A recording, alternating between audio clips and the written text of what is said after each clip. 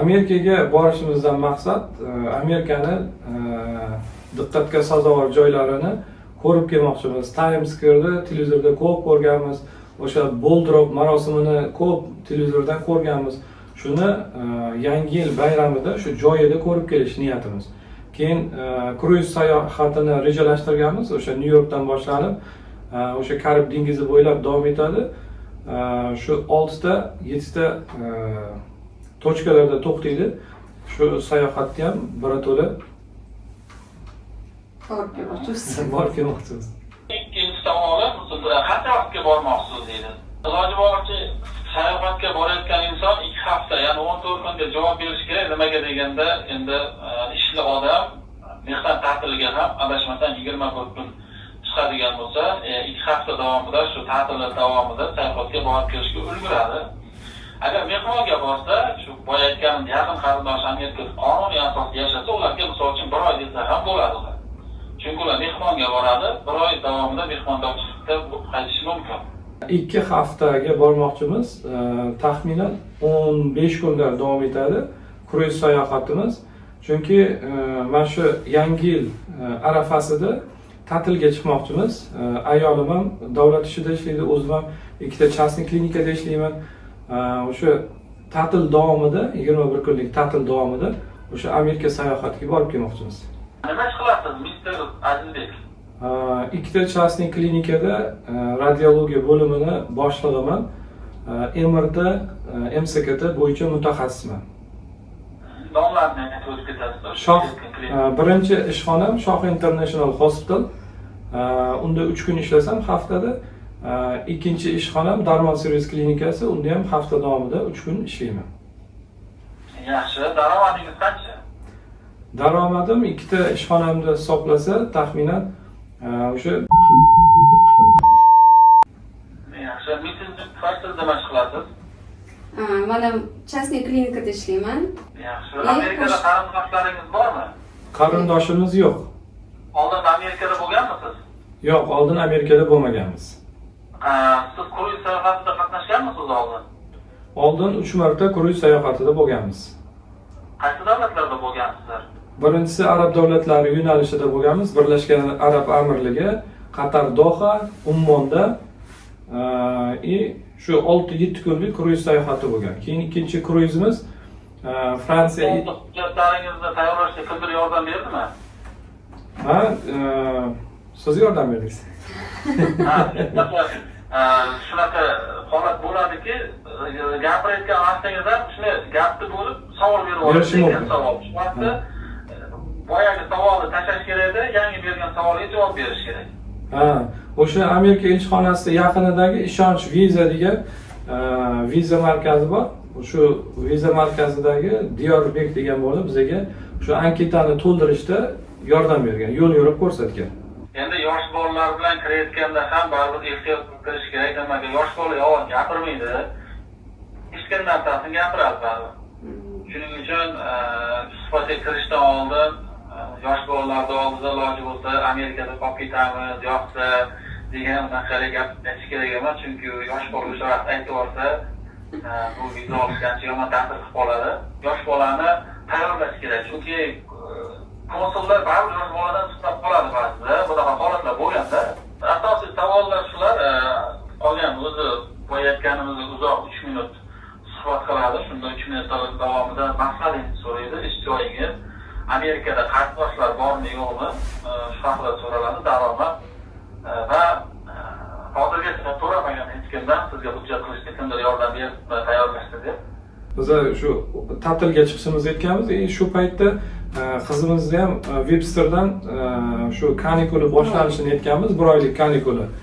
Shunga o'zimizni ta'tilimizni moslaganimizni ham aytganmiz. Chunki Websterda bu amerikanskiy professorlar juda ham qattiq qo'l bo'lgani uchun o'sha dars mobaynida o'quv yili dars jarayonida xullas ruxsat bermasligini bilganmizda, aynan shu dekabrga mo'ljallaganmiz. Shu bo'yicha keyin o'sha qizimdan ham so'rab ketgan, o'sha amerikalik qiz bizdan suhbat olgan.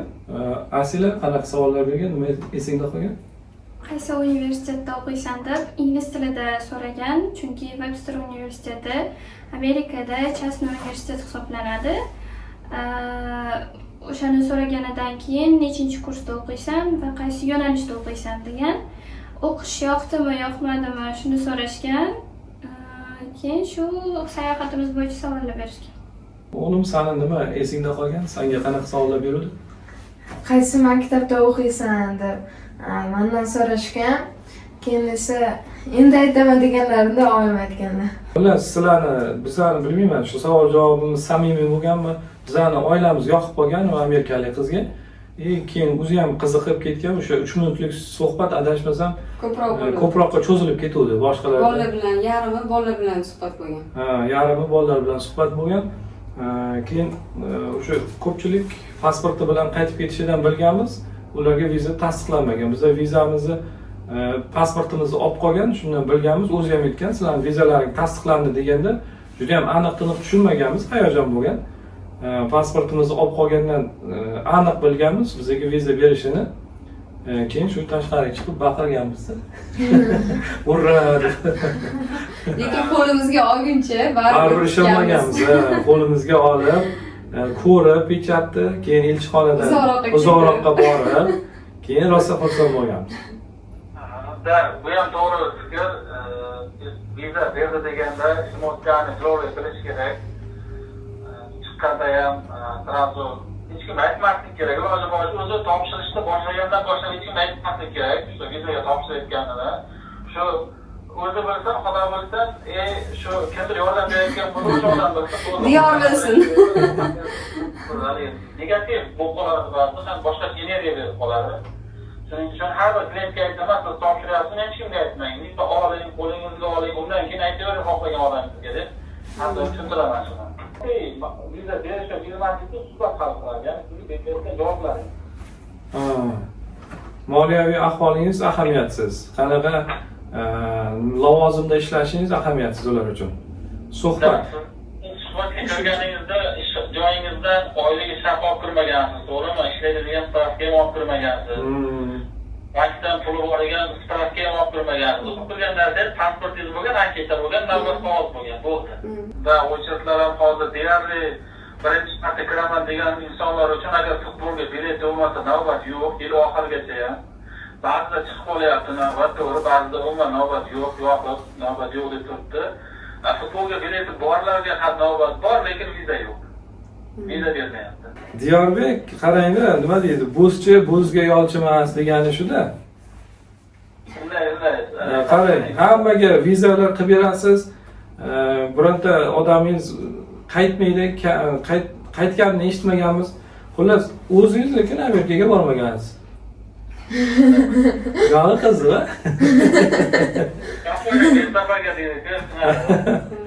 Agar Amerikada qolib ketish maqsad bo'ladigan bo'lsa, odam bilan ishlamayman, chunki bu narsa kerak emas. Ochiqdan qonun buzilishi, bu nomiga ham, o'zbek degan millatiga ham nimada bu minus olib kelaveradi bu narsa. Shuning uchun birinchi o'rinda so'rayman, Amerikaga topshiraman desa, sayohat tarixim qanaqa deyman. Mana shu misol uchun Angliyaga borganman, Yevropaga 3-4 marta borganman desa, Yaponiya shunaqa zo'r joylarda desa, bu odamni demak qaytib kelishi aniq. Bu odamni ishlasa bo'ladi, lekin shunaqa odam chiqadi, просто так nima deydi, попытка shunchaki tortib bo'lmoqchiman, bo'lmasa bo'lmadi deb o'sha gapidan bilib olaman bu odamlarni, iloji boricha ishlamasga harakat qilaman. Shu bizga yana bitta foydali tomoni nima deb o'ylayman, o'sha Incruzesga biz a'zo bo'lganimizda, ularni nazdida biz o'sha kruiz sayohati bo'yicha sayohatchi hisoblanamizda. Sababi har oyda nakopительныйsi bor, boshqasi bor. Har yili 2-3 marta o'sha sayohatga chiqish imkoniyati bo'lgani uchun Angliya vizasi ham, o'sha Schengen vizalar ham bizga o'sha sayohatchi maqomimiz bo'lgani uchun berishganda, ularni ta'sirida Amerikani vizasini ham shunaqa oldik deb o'ylayman. Shunday. Incruz bu Amerikadagi kompaniya, buni ham katta plyusi bor. Bu orqali ko'p davlatlarga sayohatga chiqqan bo'lsangiz, viza olishingizga ta'sir qiladi. Schengen vizasi asosan hujjatingiz zo'r bo'lsa viza beradi. Angliya vizasi mantiqqa asoslanib, ya'ni siz topshirayotgan hujjatlar mantiqdan bir-biriga to'g'ri kelishi kerak. Amerika vizasi lotereya. Suhbatda 50 kerak, yo bo'ladi, yo bo'lmaydi. Bizani anaqamiz omadimiz kelgan ekanda, lotereyada yutgan ekanmiz. Odamzod to'g'ri ishlasa, to'g'ri ish qilsa, vijdonan, naleva yurmasa, o'sha ishi o'ng bo'lib ketaverar ekan.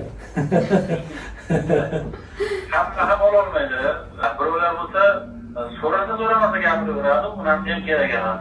Joyida qisqa aniq lekin nuqtasi bo'ladigan javobni berish kerak. Biz bilan 4-5 marta suhbat tayyorlagansiz, o'sha foyda bergandi bizga. Iloji boricha uyda odam oilaga qarab, aksiga qarab yoki bo'lmasa oilalik bo'lsa, er-xotin o'rtasida bir-biriga qarab, savol berib, javob berib, mana shunaqa tayyorlanish juda katta yordam beradi. Bu degani o'sha atmosferada siz shunday kirasiz, bu atmosferasiga tanish, hayajon bo'lmasligi kerak, hayajon bo'lgan odamda gap topilmaydi. Ya'ni gap tilga kelmay qoladi-da, aylanmay qoladi tili. Bizlar uchun O'zbekiston va birinchi o'rinda, hech qayerda qolib ketib, nimadir niyatimiz bo'lmagan shu paytgacha. Faqat shu sayohat uchun bormoqchi bo'lganmiz. Agar bersa boramiz, bermasa hech qanday xafagarchilik yo'q. Shuni o'zimizga singdirganmiz. Rahmat kattakon diyor sizga ham. Ishingizda ustasisiz. Bo'ldi, xudo xohlasa agar yana savollar bo'lsa yoki boshqa bir savollar bo'lsa bemalol Amerika bo'yicha, asosan meni yo'nalishim Amerika green card yo'nalishi bo'yicha-da. Boshqa viza turlari bo'yicha Schengen, Kanada, Avstraliya bo'yicha ham javob berishga harakat qilaman, lekin ular bo'yicha bilaman, bu Amerikan vizasi bo'yicha, bu nima deydi, Amerikan vizasidan ko'ra kamroq.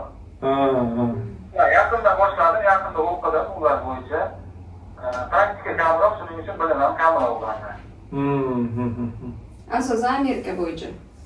Asosan Amerika green card, misol uchun oila birlashuvi yoki kimdadir green cardasi yo'qolib qolgan bo'lsa, ba'zi obunachilar idorasida bo'lishi mumkin. Amerikadan O'zbekistonga kelib green cardasini yo'qotib qo'yib Amerikaga qaytib keta olmayotganlar bo'lsa, ular ham green cardasini qaytadan vaqtlanib qilib Amerikaga jo'natish yo'llari bor, imkoniyatlari bor. Ularni ham bemalol qilamiz.